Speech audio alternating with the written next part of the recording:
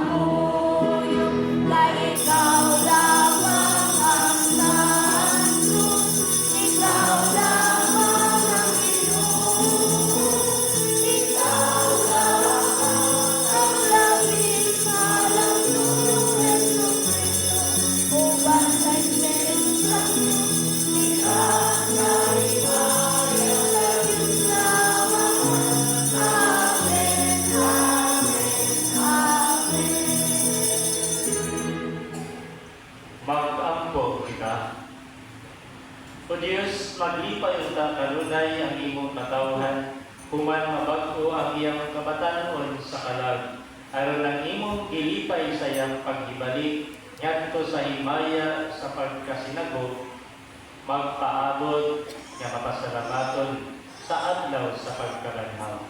Kini among gipamayo, pinaagi sa among Ginoong Jesucristo, imong anak, nga buhig hari uban kanimong sa Espiritu Santo, Dios, hangtod sa kahamturan. Amen. Palihog